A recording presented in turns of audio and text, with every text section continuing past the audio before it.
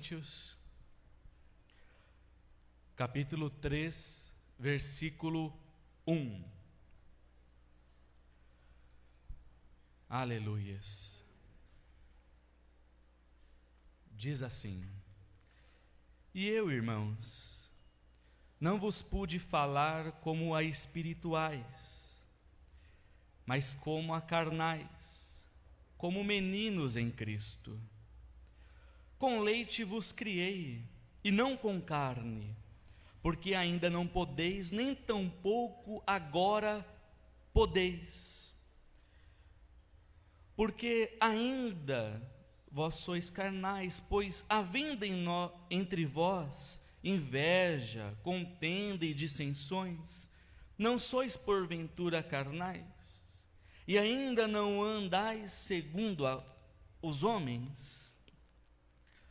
Porque dizendo um, eu sou de Apolo, e dizendo um, eu sou de Paulo, e outro, eu de Apolo, porventura não sois carnais? Pois quem é Paulo e quem é Apolo, senão ministros pelos quais crestes, e conforme o Senhor deu a cada um? Eu plantei, Apolo regou, mas Deus deu o crescimento. Por isso, nem o que planta é alguma coisa, nem o que rega, mas Deus que dá o crescimento. Amém, irmãos? É uma palavra que inicialmente não soa muito bem. É uma palavra que inicialmente parece, né? E alguns podem pensar, lá vem bomba, né? Porque Paulo escreve aos irmãos de Corinto e expõe o que estava acontecendo naquela comunidade, no meio daquela congregação, dizendo que entre eles estava havendo inveja, dissensões e contendas entre eles. E Paulo disse: olha, eu queria alimentar vocês com uma palavra espiritual que é como uma carne, com muita proteína, com muita substância. Mas eu não posso nesse momento trazer este alimento espiritual forte, com substância, porque ainda vocês estão brigando entre si, com inveja, dissensão, contendas. Então eu ainda falo a vocês como se fossem meninos na fé. E essa expressão de meninos na fé também é usado pelo apóstolo João quando ele escreve as cartas, e que ele chama a quem ele destinou aquelas cartas de filhinhos na fé. Meus filhinhos, se vocês pecarem, lembre-se de uma coisa, que vocês têm um advogado diante de Deus, Jesus Cristo, o homem que intercede entre vocês e Deus. Então, a princípio parece que é uma palavra que não soa muito bem, mas como que caracterizava a inveja, a contenda, a discórdia entre os irmãos de Corinto? Qual que era a característica? Era que se formou grupos que se fixaram em polos extremos, distantes um do outro, e um grupo dizia assim: eu sou de Paulo, eu sigo o que Paulo fala, de olho fechado, o que Paulo falar eu sigo. Aí já o outro grupo dizia: não, Paulo não, foi perseguidor da igreja, matou um monte de cristão, era um fariseu.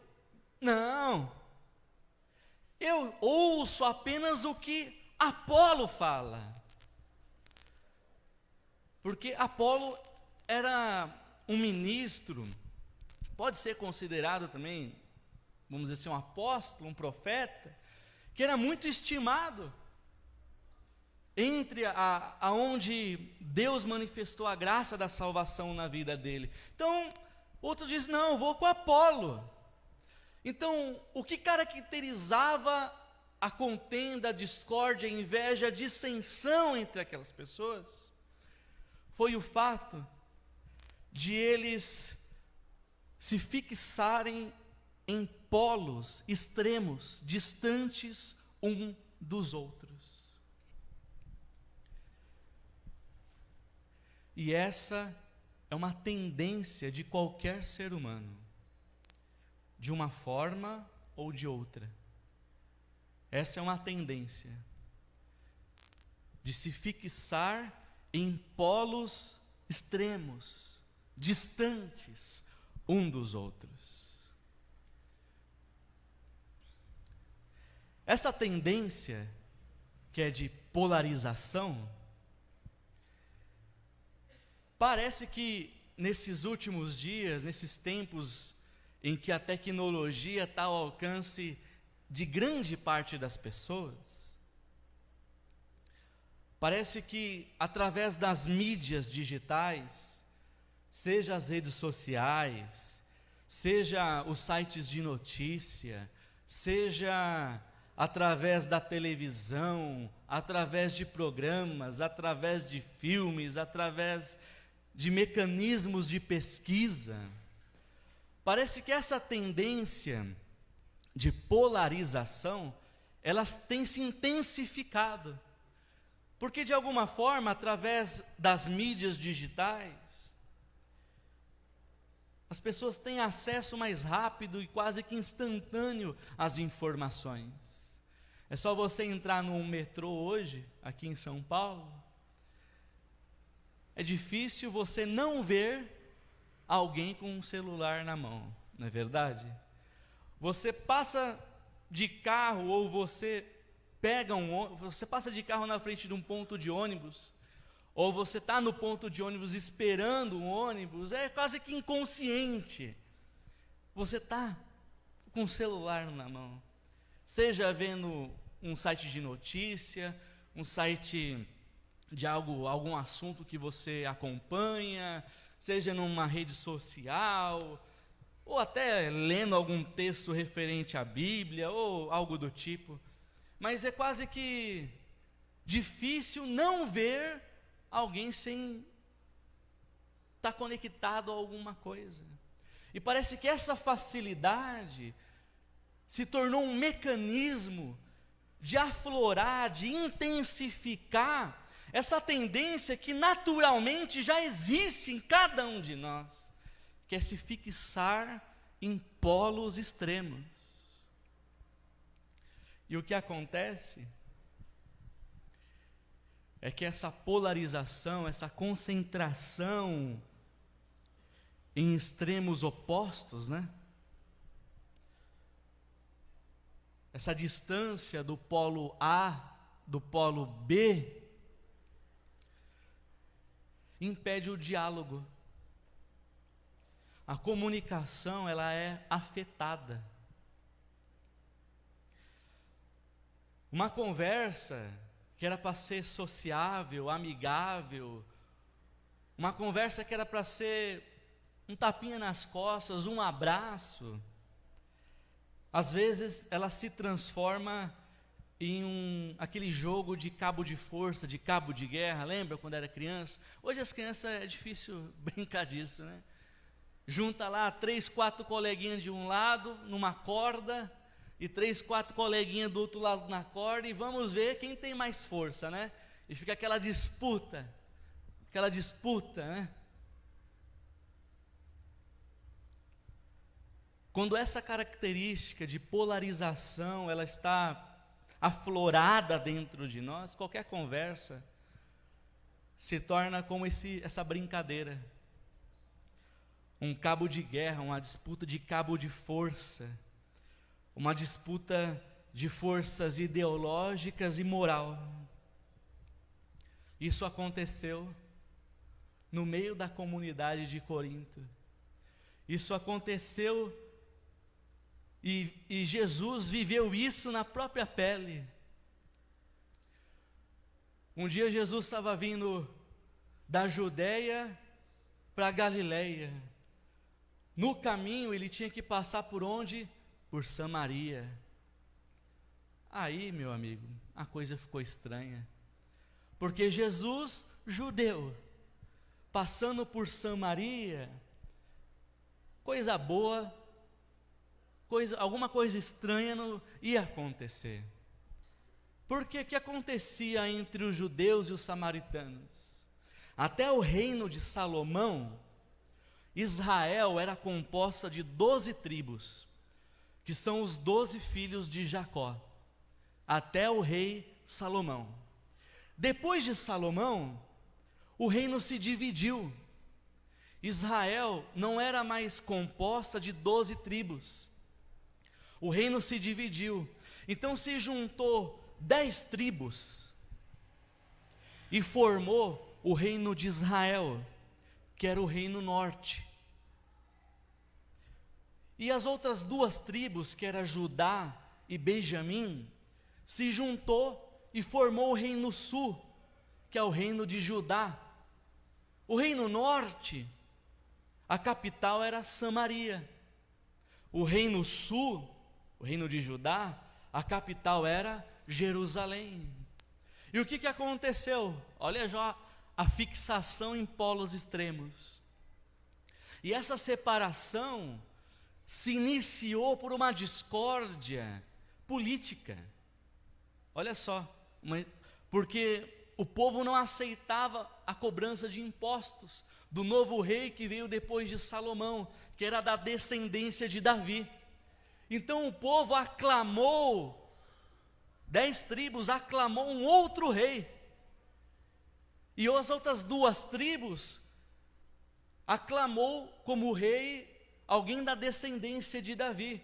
Mas olha só como foi se dividindo, por uma questão de cobrança de impostos, por uma questão política.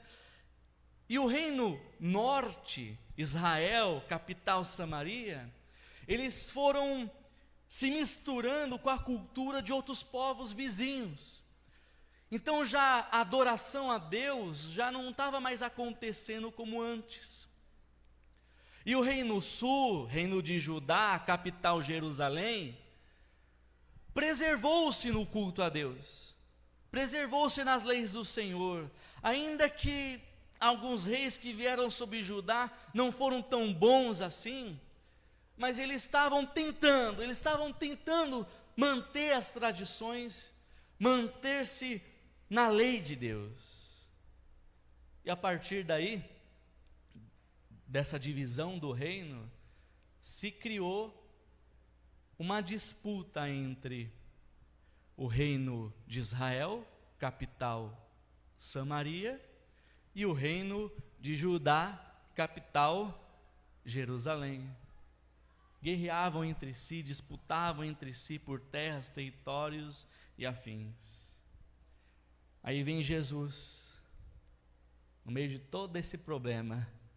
Judeu não se bica com samaritano. Aí vem Jesus da Judéia para ir para Galiléia e passa por Samaria. Ele cansou, caminhada distante, ele senta perto de um poço para descansar, para recobrar as forças. Aí vem uma mulher tirar água do poço. Aí Jesus fala: mulher, estou com sede, me dá água deste poço para beber. Olha só, irmãos, a resposta da mulher: como pode você, sendo judeu, pedir água para mim, que sou uma mulher samaritana? Como pode? Jesus falou: mulher, você não sabe quem está te pedindo água? Porque se você soubesse, eu te daria águas vivas. Mas olha como estava na cabeça daquela mulher. Porque os samaritanos não se bicavam, não se davam com os judeus. Aí vem Jesus e quebra o protocolo. Jesus vem no meio dessa polarização, Jesus vem no meio dessa contenda e quebra o protocolo. Já de cara fala com uma mulher samaritana. Dificilmente naqueles tempos um homem falava com uma mulher estranha sem a presença do seu marido. Tinha toda uma tradição. E vem Jesus na maior, desculpa o termo, cara de pau, né? E fala: olha, eu estou com sede, por favor, me dá uma água desse poço. A mulher entra em choque. Como pode um judeu pedir água para uma mulher samaritana? Não tem cabimento. Porque a polarização, a fixação em extremos opostos causa isso, impede o diálogo. A comunicação é afetada. Aí vem Jesus e já quebra o protocolo. E de novo ele quebra o protocolo. Aí ele pega, eu acho que pega mais pesado, contando a parábola do bom samaritano. Jesus falando com os judeus a parábola do bom samaritano. E vem o sacerdote, vê a pessoa jogada no chão ferida, passa de lado. Vem o levita, vê a pessoa machucada no chão ferida, passa de lado. Aí vem quem, irmãos? O samaritano. Vê o ferido, vê o machucado, vê o enfermo e acolhe. Leva para a hospedagem, trata das feridas, paga a hospedagem, dá toda a assistência para aquele homem recobrar a sua consciência, recobrar a sua saúde. E vem Jesus, quebra o protocolo dizendo que o samaritano é bom, porque ele amou o seu próximo como a ti mesmo.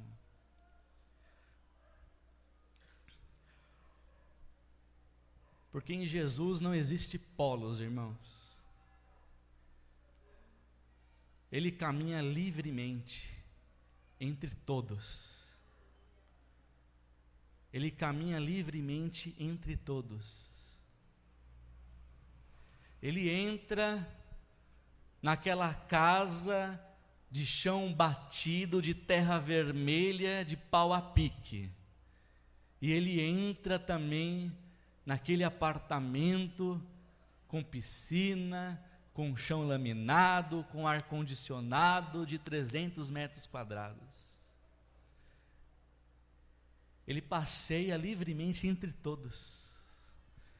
Ele fala com aquele que mal sabe escrever o seu nome.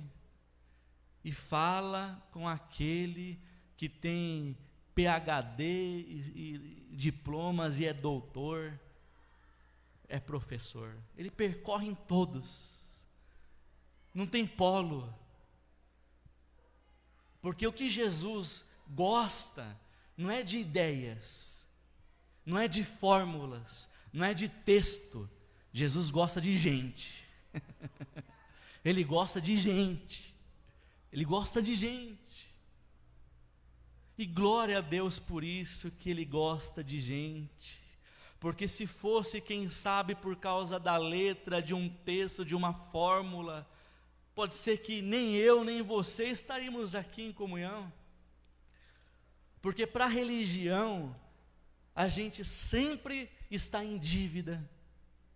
Só que em Jesus Cristo, a nossa dívida foi rasgada, cravada na cruz do Calvário. Em Cristo nós somos nova criatura. A dívida foi rasgada, nosso nome está escrito no livro da vida.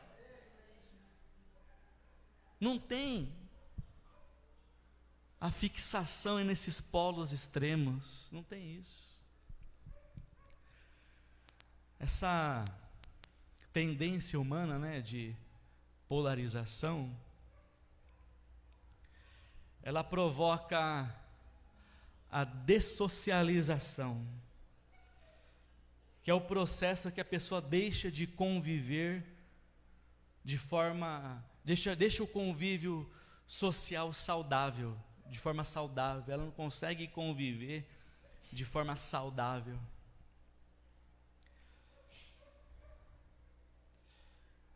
Porque, de alguma forma, quando a pessoa se fixa em polos extremos, a tendência é que ela defenda com unhas e dentes as suas propostas, o seu discurso, o seu modo de vida.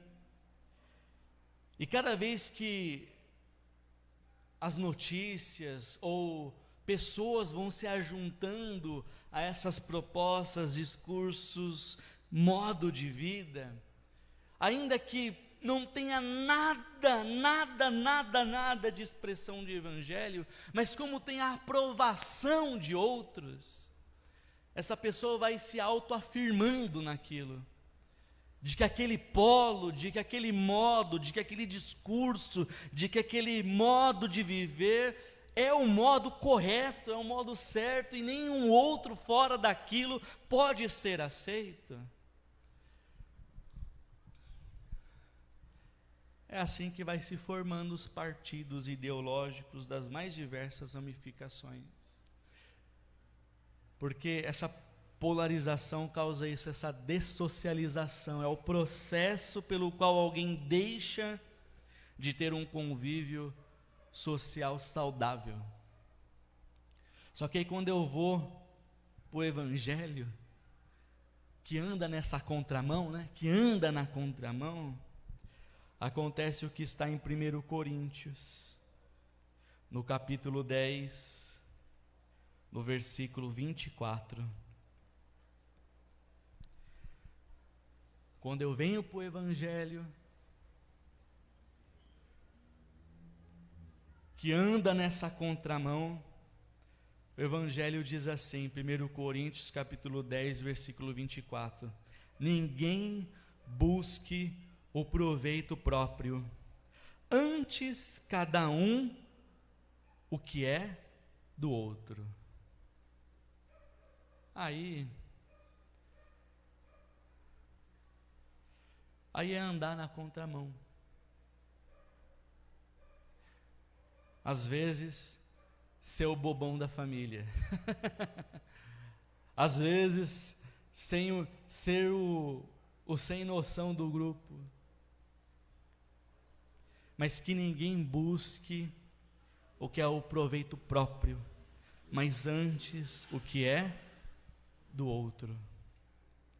Essa polarização, essa fixação em extremos opostos, ele provoca também as rupturas.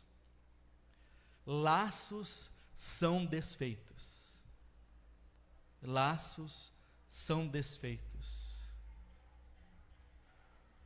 Porque caso o indivíduo ele não escolha um dos polos, ele é repudiado pelos demais e ele é rotulado das mais diversas formas, porque ele não se fixou em nenhum dos polos, ele não somou, ele não validou o que aqueles polos aceitam como verdade, como regra, como estilo de vida.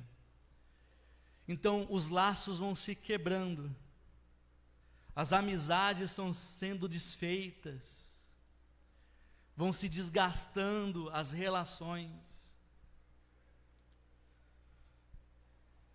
Acontece o que acontece, o que não pode acontecer e que Romanos, capítulo 14, versículo 2 e 3 diz, eu vou ler com os irmãos.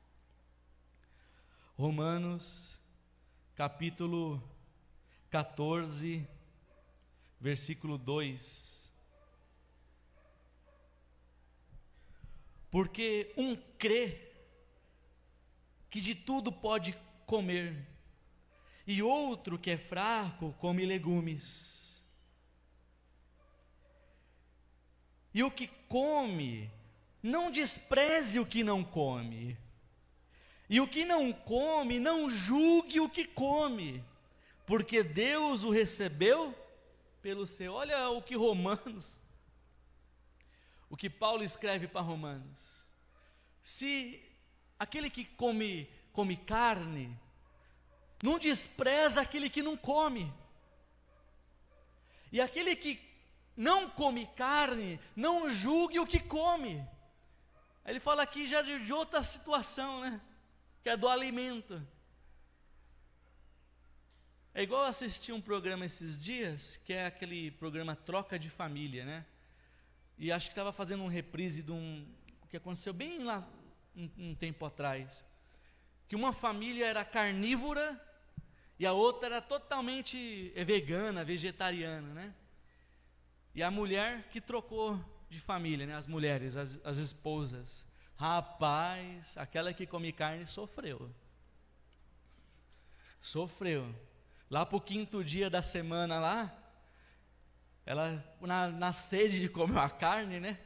E que na casa que ela estava não podia, ela fez uma churrasqueirinha na calçada para comer um bife lá, para comer um filé, para comer um bife. E a outra que estava na casa dos carnívoros, né, a vegetariana, a vegana, tem uma diferença, né, das terminologias, estava na casa dos carnívoros, estava lá sofrendo, porque eles estavam na comida da carne e ela só nos vegetal. E apavorada, assustada, indignada, né, vendo os carnívoros lá comendo. É o que Paulo falou para os irmãos romanos: olha, você que come carne, e tem aquele que não come, não despreza não, deixa. E você que não come carne, só gosta dos vegetais, né, e tudo que rejeita, tudo que esteja envolvido com a questão animal, né, não julgue o que come, deixa ele, porque tanto um como o outro foi recebido por Deus. Tanto um como o outro foi recebido pelo Senhor. Então, não deixe as rupturas acontecer, não deixe os laços serem desfeitos, não deixe a convivência ficar impossível. Como Glauber pregou até um tempo atrás, Deus é Deus conosco. Deus é Deus conosco, tanto um como o outro. E uma curiosidade, né,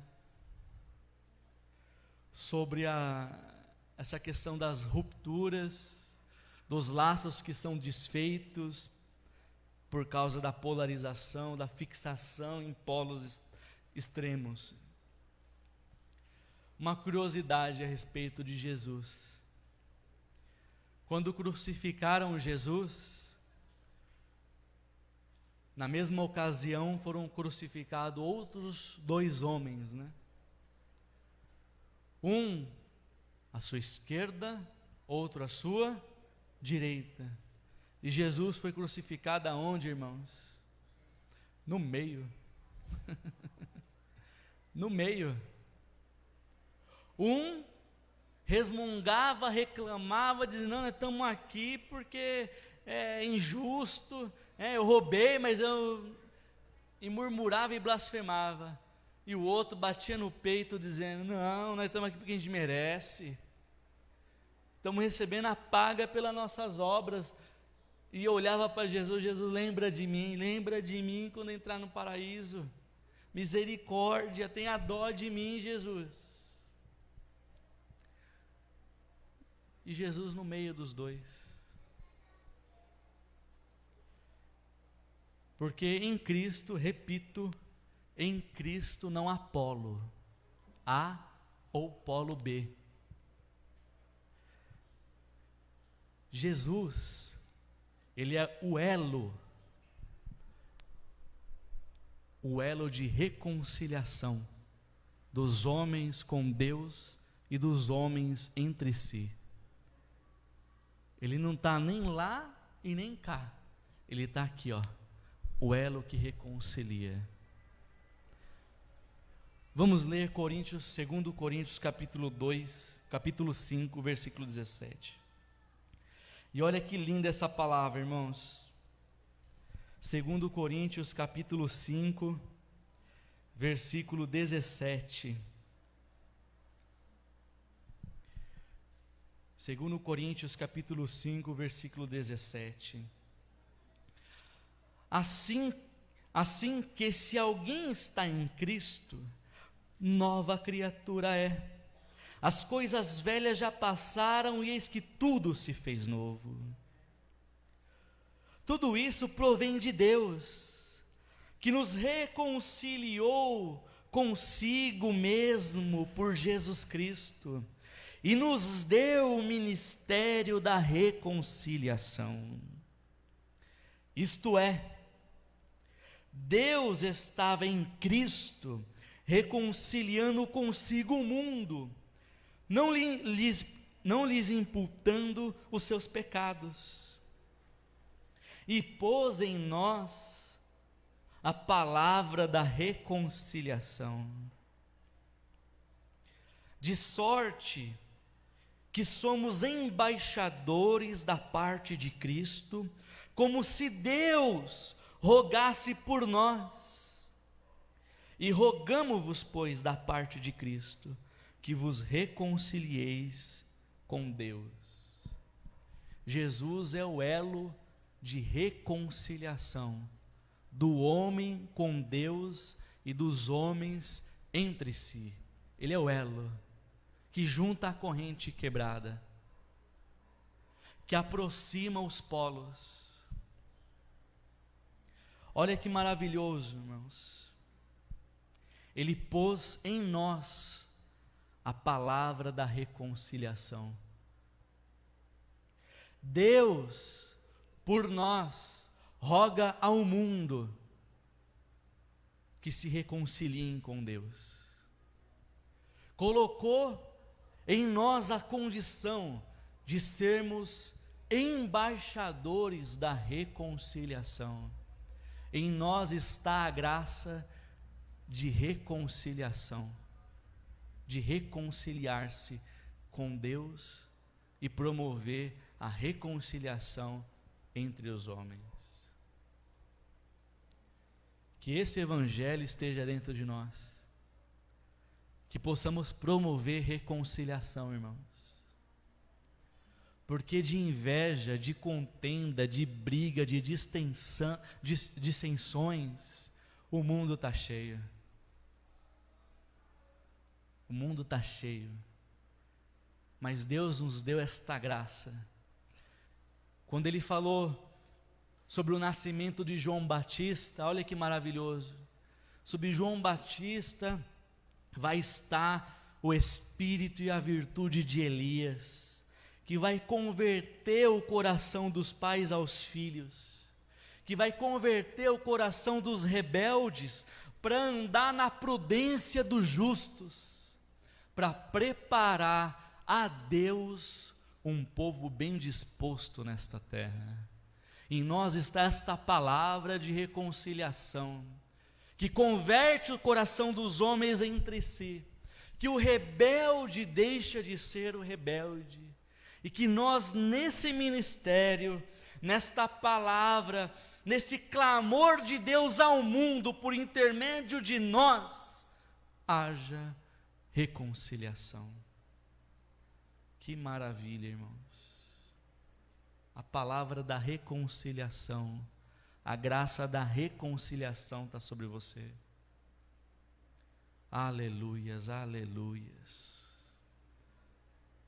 Glórias a Deus.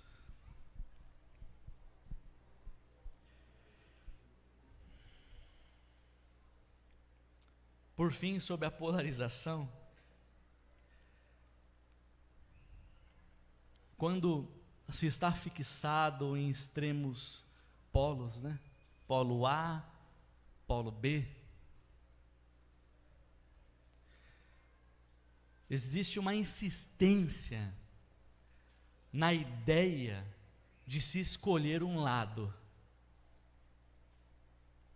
Existe a ideia, existe a insistência na ideia de se escolher um lado. Eu vou dar um exemplo bem simples.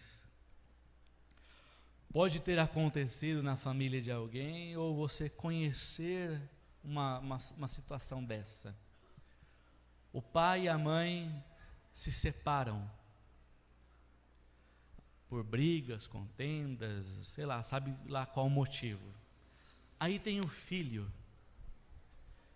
E final de semana sim, outro não, o filho vai ficar com o pai ou vai ficar com a mãe. E como separação, divórcios não é um negócio fácil, não é um processo fácil, né? E cria-se da parte de ambas as famílias uma certa proteção, né, com relação aos filhos, fruto desse casal que se separou. Às vezes a família, ou do marido, ou da esposa, né, chega na criança e fala assim: com quem você prefere ficar? Com o pai ou com a mãe? Né? Isso bagunça tanto, irmãos, a cabeça da criança. Isso vem como uma flecha, irmão, no coração da criança. Mas o familiar que defende, né, que está polarizado lá do lado do marido ou do lado da esposa, né, ele defende que o lado dele é sempre o melhor. E às vezes é. Só que a criança não tem que saber, não tem que decidir isso, né? Aí fica os adultos polarizados nas crianças. Prefere ficar com o pai ou prefere ficar com a mãe? Né? Quando se está polarizado, se insiste nessa ideia da escolha de um lado. Só dei um exemplo. Isso aí se aplica em qualquer área da vida, em várias circunstâncias, situações que passam na nossa vida na Terra. Se em algum momento, irmãos, você tiver que escolher um lado, a minha sugestão é: escolha o lado dos fracos. Porque Deus escolheu as coisas loucas deste mundo para confundir as sábias. E Deus escolheu as coisas fracas deste mundo para confundir as fortes. Se for para escolher um lado, escolha o lado dos fracos.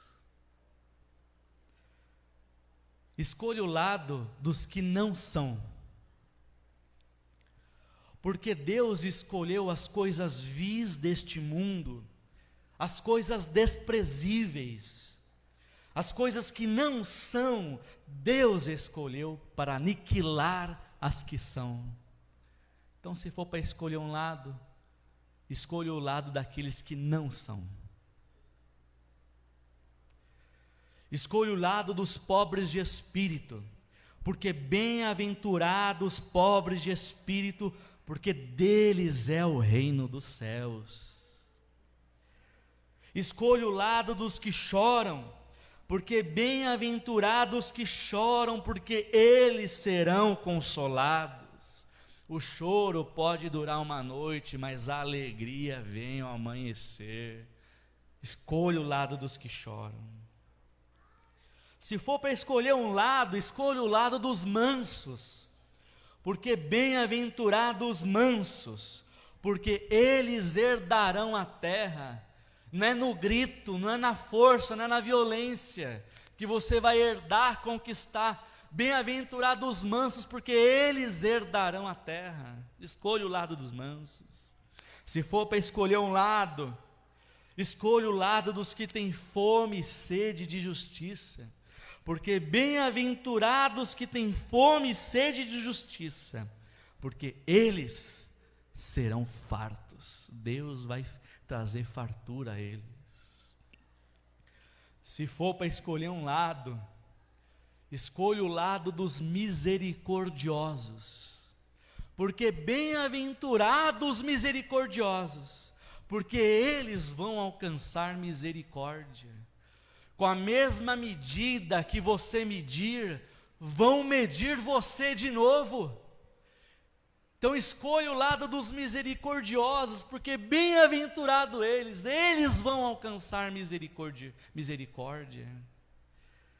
For para escolher um lado, escolha o lado dos limpos de coração, porque bem-aventurados limpos de coração, porque eles verão a Deus. Que maravilha! Eles verão a Deus, verão a Deus. Se for para escolher um lado, não vai acabar não, Jonas? Calma aí, segura a onda. Se for para escolher um lado, escolha o lado dos pacificadores, porque bem-aventurados pacificadores, porque eles vão ser chamados de filhos de Deus. Filhos de Deus, irmãos. Escolha o lado dos pacificadores. Se for para escolher um lado, escolha o lado dos perseguidos, porque bem-aventurados que sofrem perseguição por causa da justiça, porque deles é o reino dos céus.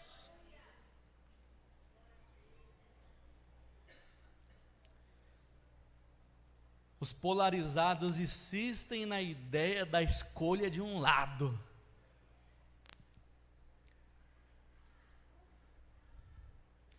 Dessa forma, sobre a polarização ou sobre os exageros, eu concluo com as seguintes palavras: não sejas excessivamente nada, não sejas nada em excesso. Nada em excesso faz bem.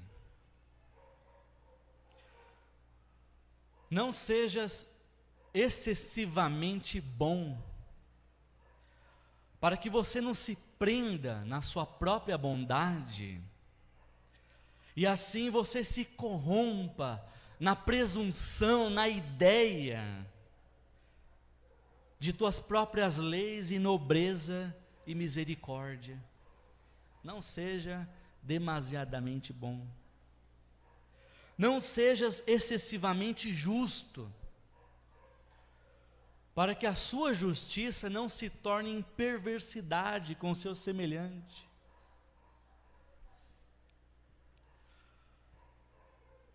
Não tente ser amor. Simplesmente, irmãos, ame. Somente Deus é amor. Nós não sabemos como é ser amor. Paulo, quando faz o discurso sobre o amor, ou a revelação, melhor, sobre o amor, ele fala: em parte nós conhecemos. Nós não sabemos como é ser amor, mas nós sabemos amar.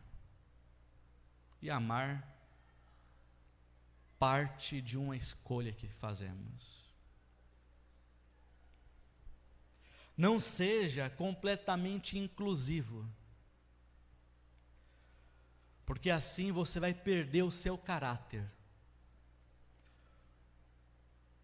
Não sejas completamente exclusivo, porque assim você vai prender a sua alma e se tornar uma pessoa empedrada, dura, impenetrável. Irmãos, pasmem, um santo tem que antes ser um bom pecador. Tela azul, né? Do Windows. Porque, irmãos, o caminho da santidade, ele se dá na medida que eu vou me reconhecendo como pecador.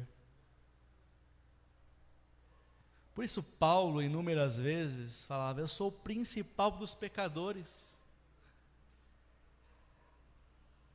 Sou o principal dos pecadores, porque o bem que eu quero fazer, esse não faço, o mal que eu não quero fazer, este eu faço.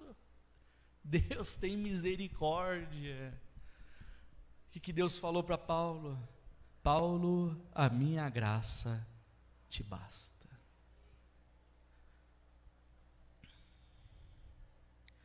Não busque as alturas e nem os abismos.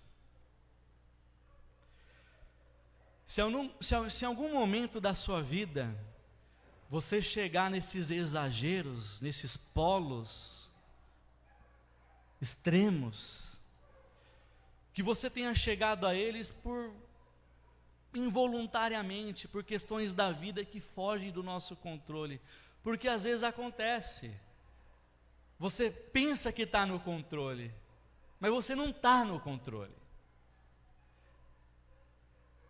Sabe aqueles vídeos, quando você aqueles vídeos no YouTube, a pessoa está indo para pular a onda, mas a onda dá um caldo nela? É assim, irmãos. Você não está no controle. Às vezes vem uma onda que você não está esperando a força dela, e você toma um caldo ali, não sabe onde você está depois daquela onda. Então, se você parar num desses polos extremos, nessas extremidades, nesses exageros, que seja porque a vida te levou, te conduziu involuntariamente a isso, e não por você mesmo. Antes, busque o caminho do equilíbrio, da lucidez, do bom senso, da moderação e do domínio próprio. A respeito da polarização, todo excesso destrói o nosso ser. Todo excesso destrói o nosso ser. Amém, irmãos?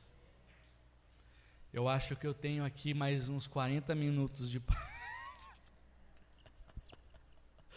Aleluias. Você vê a diferença do que é o evangelho puxão da vida? O que é o evangelho para a nossa existência? Quais são as implicações da palavra de Deus na nossa vida, no nosso ser, quando a gente acorda, sai para trabalhar, vai conviver com as pessoas, algumas muito agradáveis e outras nem tanto. Algumas que você olha e o santo bate, vamos dizer assim, né? Como usa a expressão, né? Você se simpatiza, aquele amor à primeira vista. E outros que parece que é aquela convivência meio forçada. Mas você vê como o evangelho, ele caminha no meio de tudo isso. Como a palavra de Deus permeia em todos esses polos extremos, trazendo a palavra da reconciliação, voltando um pouco. Só para terminar, irmãos. Deus não é um livro. Deus não é um discurso pronto. Deus não é um tema. Deus não é um livro. Às vezes, e você já viu isso muito, é comum aqui na nossa cultura do Brasil, que a gente foi colonizado pelos portugueses com a tradição religiosa muito forte deles, né? Então é comum, às vezes você está no trânsito e olhar para o carro do lado que está parado junto com você, e tem uma Bíblia no painel, aquela Bíblia bem surrada, né? do painel, mas ela foi surrada, a Bíblia, não porque foi usada, mas porque o sol do painel ali castigou ela. Porque muitas vezes a pessoa nem abriu aquela Bíblia, nem sabe o que está escrito lá. Mas a pessoa carrega naquela ideia de proteção, eu estou com a Bíblia. Naquela ideia de conforto, eu estou com a Bíblia. Naquela ideia de livramento, porque é um escudo, é o meu escudo, eu estou com a Bíblia no meu carro. Deus não é um livro, irmãos. Embora a Bíblia fale dele, mas a Bíblia não é um amuleto. Deus não é um livro, não é um objeto que nós carregamos para cima e para baixo. Por isso Davi, nos Salmos, e outros salmistas, que também escreveram os Salmos, insistentemente diziam assim: Senhor, escreve as suas palavras nas tábuas do meu coração, para que dos meus lábios a sua palavra não deixe de sair nem de dia e de noite, para que da minha mente a sua palavra não saia nem de dia e de noite. Escreve, esculpe, como um artista pega a madeira e esculpe um desenho, que a sua palavra assim esteja no meu coração, para que essa gravura da tua palavra, do teu amor, da tua justiça, da sua salvação, esteja esculpida eternamente dentro de mim. Deus não é um livro. Deus não é um discurso pronto. Note o processo da revelação bíblica. Provérbios de Salomão. Tem um trecho que eu gosto muito e vejo como aquele homem foi observador na vida dele. Que o que ele pediu para Deus foi sabedoria, né? E Deus deu muita sabedoria para ele. Ele fala: olha a formiga, junta as migalhas do alimento no verão, na primavera, no outono, para no inverno, né, ter o alimento que vai ser escasso. Aí você lê aquilo, você fala: nossa, Salomão acordou, veio uma luz, né, um laser na mente dele, ele foi e escreveu. Pelas observações de Provérbios e outros escritos, é perceptível que Salomão era um observador. Então, eu imagino assim, Salomão saindo para tomar uma fresca no jardim do palácio, e ele para e começa a olhar as formigas. Eu falo: não é que elas estão trabalhando?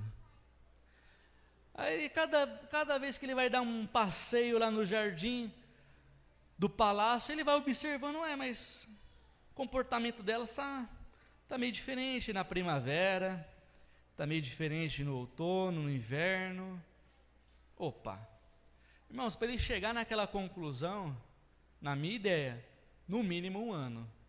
Ele teve que analisar as 4 estações e os comportamentos da formiga.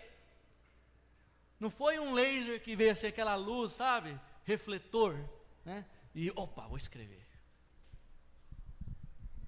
Não, é o processo da revelação. Então Deus não é um discurso pronto. Jó, você lê o livro de Jó, você lê o livro de Jó, pá, leu. Para você leu como se fosse um dia a vida dele. Mas não, tudo aquilo que está lá no livro de Jó aconteceu num percurso de vários anos, no percurso de uma vida dele na terra.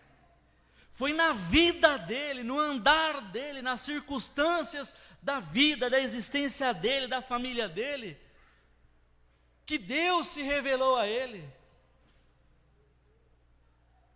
Que Deus se revelou a ele quando perdeu os filhos, quando a esposa o criticou, quando os amigos o zombaram, quando a enfermidade bateu. Foi Deus se revelando a ele, o processo da revelação. Para mim, para você lê e fala: opa, foi em um dia, aconteceu, papum. mas foi um processo de vida. Deus não é um discurso pronto. Nem Jesus, irmãos, veio com o discurso pronto. Nem Jesus, Deus encarnado, veio com o discurso pronto. Quando vieram os interesseiros, né? Querer seguir Jesus. Opa! Jesus multiplicando o pão, multiplicando o peixe, saindo moeda, sair da boca do peixe. Já foi vindo as multidão, opa, vamos seguir Jesus, que quem seguir Jesus vai receber em dobro. Olha que Jesus solta a pérola.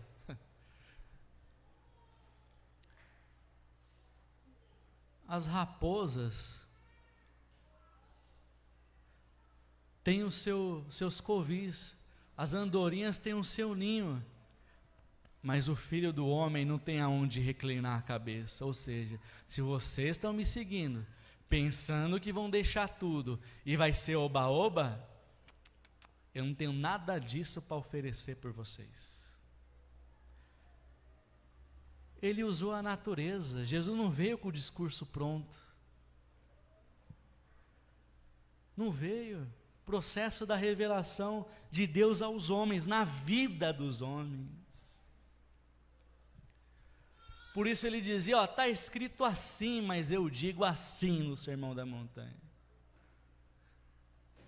É a vida. Agora eu vou terminar, irmãos, prometo. Eu tenho que falar essa parte. Eu ensaiei essa parte. Estou brincando, irmãos. Mas no começo, quando eu comecei a pregar, eu tinha 15 anos de idade. Faz um tempinho, né, irmãos? Eu ficava pregando na frente do espelho, no meu quarto, para perder a timidez, entendeu? Para perder aquela timidez do público. Boas lembranças. Irmãos, para terminar, Deus não é um tema. Deus não é um tema. Porque Deus, sendo encarado como um tema, Ele é o diabo da história. Se Deus é encarado como um tema, Ele é o diabo da história. Como assim, Jonatas?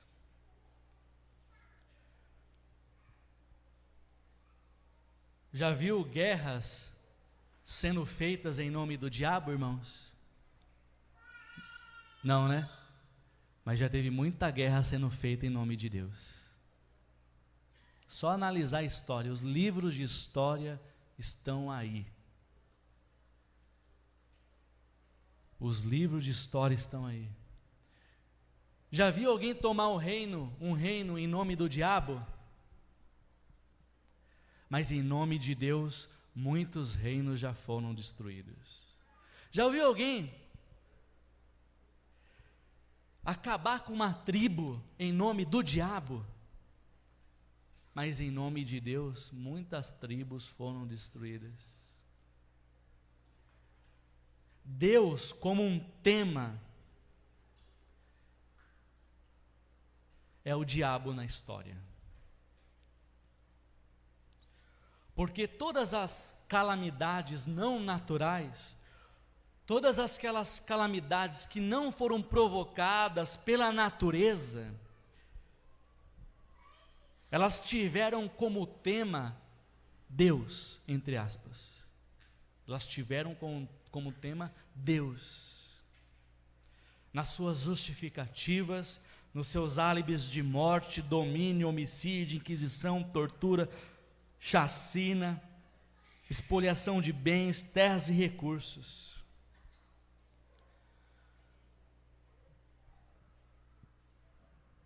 Nações, nenhuma nação foi subjugada em nome do diabo, mas várias foram subjugadas em nome de Deus.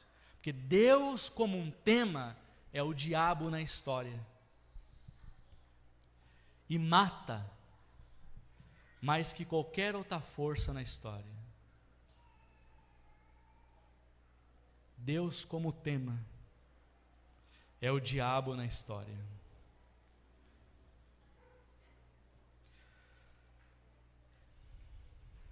Observe a história, observe a vida. Quantos são feridos, não em nome do diabo, mas em nome de Deus.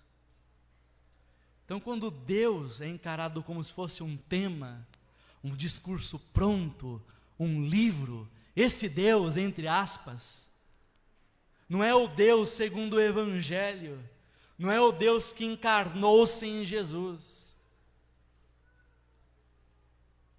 é o Deus disfarçado de forma pagã ou cristã, ou seja lá qual o nome carrega, para poder, é o diabo transfigurado nesse ministério de luz, para exercer o que ele veio para fazer: matar, roubar e destruir. Irmãos, que a gente possa sempre refletir a nossa vida, em que momento nós estamos, se estamos presos em alguns polos, e qual é essa percepção que a gente tem de Deus, para que o Deus que esteja na nossa vida seja o Deus encarnado em Jesus Cristo, que olha para o mundo sob a ótica do amor, da misericórdia, da fé e da esperança. Amém, irmãos? Vamos aplaudir a palavra de Deus.